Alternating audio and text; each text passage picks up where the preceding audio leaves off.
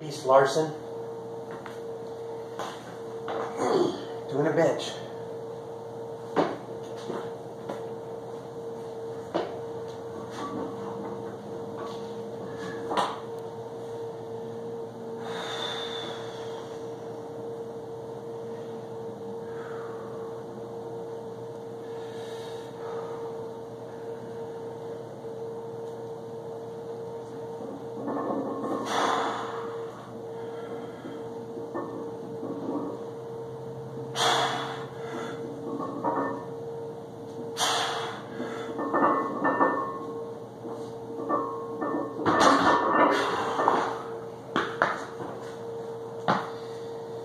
How to improve your bench, tip number 8. It was 315 for 3 reps.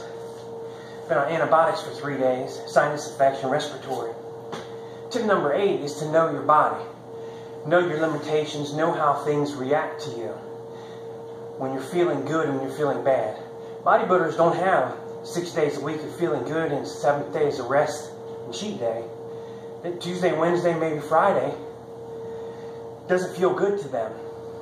Powerlifter, Strongman, CrossFit, any power athlete, American Ninja Warrior, good days and bad days. So you learn to interpret your body, establish what a bad day is from your normal day. Normal day of work, normal day when you're off work. So you have to separate the two. Like your eating habits, on season, off season. So you get to learn your body. I couldn't breathe, my head was all stopped up for a few days, had to rest. While I rested, I paid attention to what I ate, maintained at least 200 grams of protein, 1 gram per body pound. Right now I'm right around 203, still, for the last 3 months, 4 months. So I maintained my protein.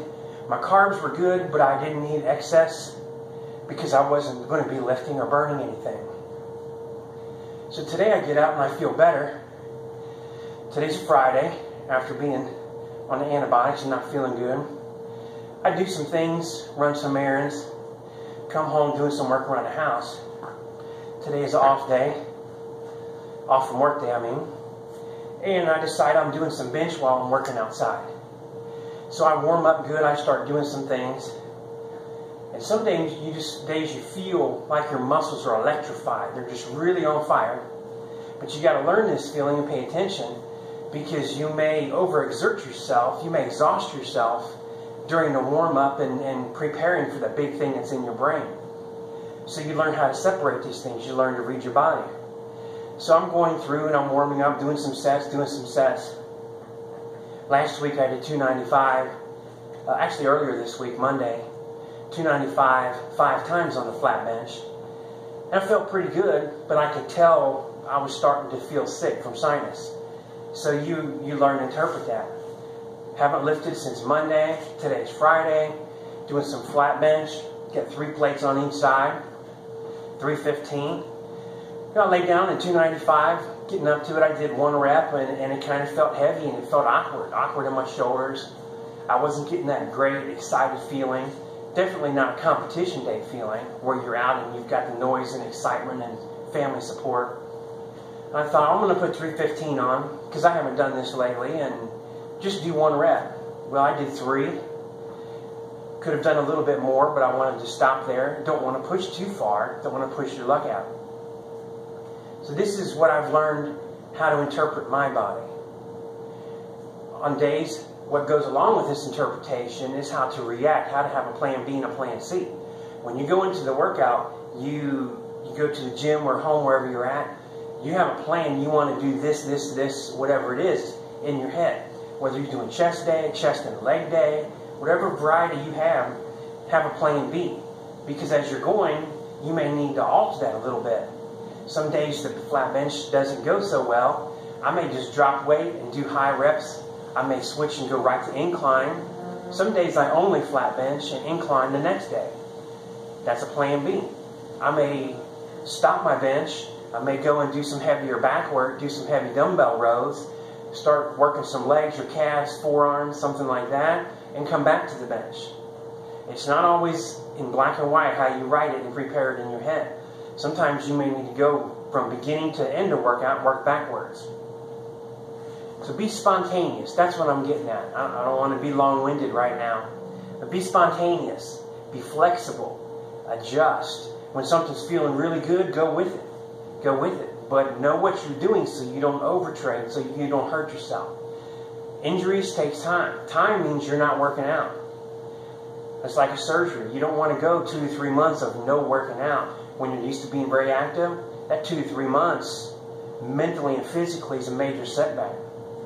Only the very dedicated, disciplined, hardcore, trained athletes come back from something like that.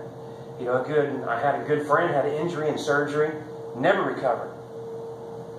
And had problems, physical problems afterwards that became from mental. We talked earlier about this working out being mental. 80, 90%, whatever number you want to put into it being mental. It is. So think, interpret your body, read the signs. Today my legs feel really good. So along with this bench, I'm going to do some legs. It won't be squats though. I'm going to do some leg extension and leg curls because my hamstrings are really feeling it. I've been hitting them hard the last 2 weeks. So today I'm going to end off with some hamstrings and do the elliptical machine. That's what my legs are telling me to do. That good feeling of run. I'm not going to go run on the street. I'm not going to do 1.5 to 2 mile run because there's respiratory infection. I'm going to be stationary on an elliptical where I can control this and stop better when my breathing starts to change. If I get stuffy and have a hard time or start breathing too hard, too fast. That's how you learn to read your body. In conclusion, and the only way to learn to interpret your body, to read your body, is you have to work out. You have to have a consistent pattern of workouts. You can't work out 1 day a week, 2 days a week, or 5 days this week, 1 day next week. You've got to be consistent for your body to give you the signs and talk to you. So you talk to your body, send the signals to your muscles. Hey, we want to grow, we want to get strong. Read what your body tells you as the messages return to your brain. That's tip number 8. Hope this helps you. Hope you're benched by now after 2 months and 8 tips. Some other exercises I hope you're paying attention to on the videos. If you're into firearms and shooting, I hope you watch my shooting videos, the 5-plate video. I'm going to do another one hopefully this weekend. But hopefully those and the other external motivating factors, which is tip number 7, has helped your bench improve.